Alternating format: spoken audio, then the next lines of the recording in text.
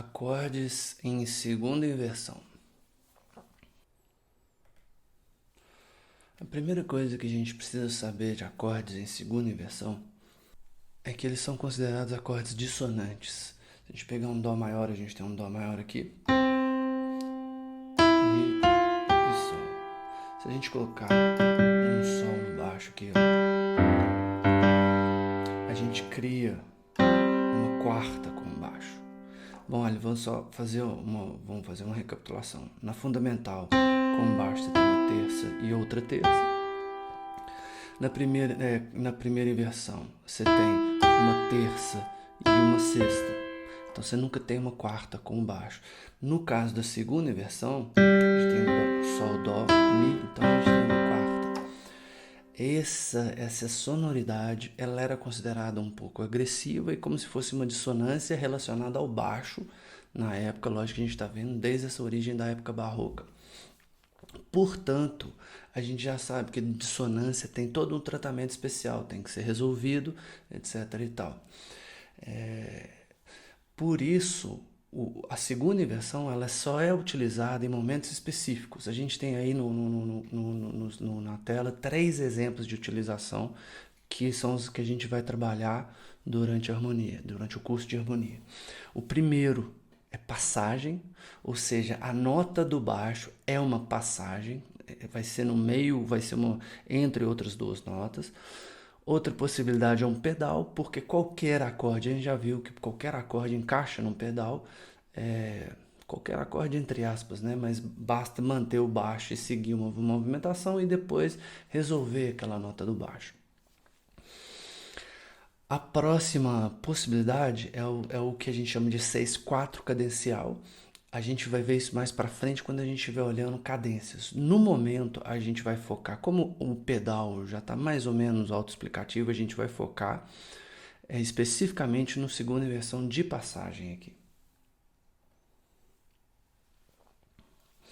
Então a gente tem aqui um exemplo, e aqui esse é o local onde o 6/4 vai acontecer como passagem na maior parte das músicas. É um movimento por grau conjunto, 1, 2, 3 da escala, Dó, Ré, Mi, na tonalidade.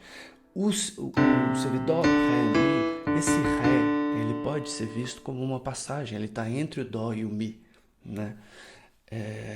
Então o que tem que acontecer para ele se caracterizar efetivamente como uma passagem?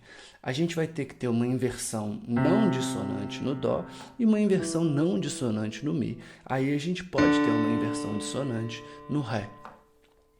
Nesse caso aqui, o Dó está sendo harmonizado como fundamental. Eu estou tocando esse baixo uma oitava abaixo só para facilitar a execução.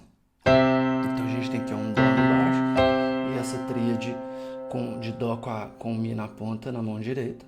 Quando eu subo para o Ré, aí vem aquela questão, como que a gente usa, lembra de baixo por grau conjunto, o movimento contrário é sempre muito bem-vindo. Então a primeira solução aqui, movimento contrário, eu vou para o Ré, eu simplesmente monto a tríade de Sol na mão direita e toco o baixo aqui. Então nesse caso eu estou dobrando a quinta, eu não estou dobrando mais a tônica.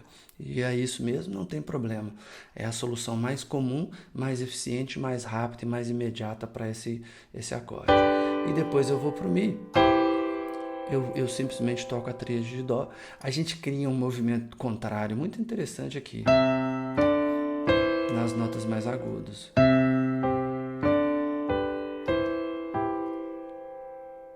É muito interessante esse movimento contrário. Você cria um contraponto, uma textura bastante rica. Se eu tivesse começando com Dó na ponta, o procedimento é o mesmo. E aí agora eu salto. Aqui tem um exemplo, fica bem fácil de ver aqui, olha só. Tá vendo aqui, tem 2 Rés.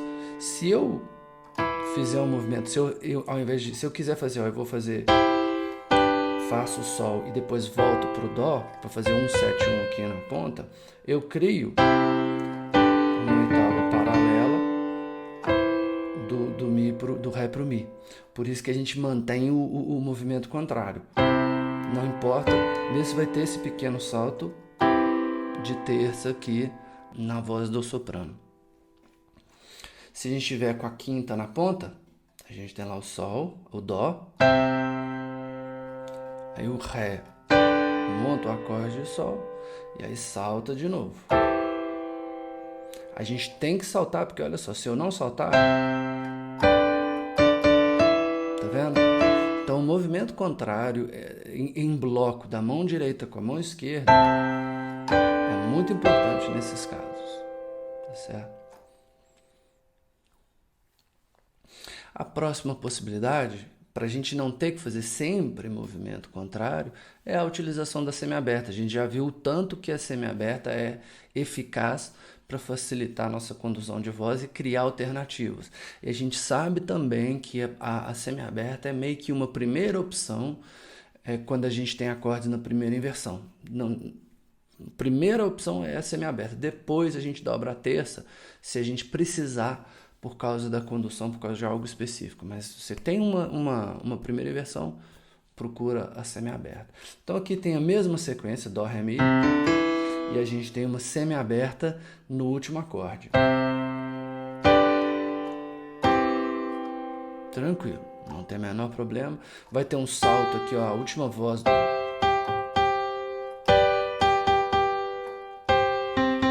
Não tem problema esse salto de quinta na voz, seria a voz do tenor, não tem o menor problema. Vamos fazer isso com a tônica na ponta.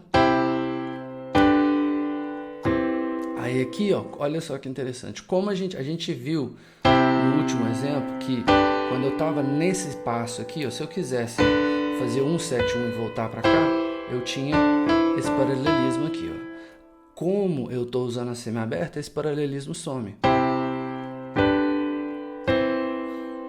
Porque o Ré da mão direita vai para o Dó e não volta para a terça. Então tá vendo mais um exemplo da utilidade que é usar uma semiaberta numa primeira inversão. O último exemplo aqui, no último exemplo a gente mantém o Sol o tempo inteiro. A gente ganha essa possibilidade. Ó. Aqui, ó, mesma coisa, eu tinha o Ré e o Ré. Se eu quisesse voltar, eu não podia, porque eu queria essa oitava. Agora, eu ganho a possibilidade e aí eu faço realmente o que seria o menor caminho na voz principal. É mais importante eu ter o menor caminho na voz principal do que numa voz secundária. Lembra que a gente está sempre harmonizando em função da voz mais aguda. Ela é a mais importante para a gente criar uma condução interessante.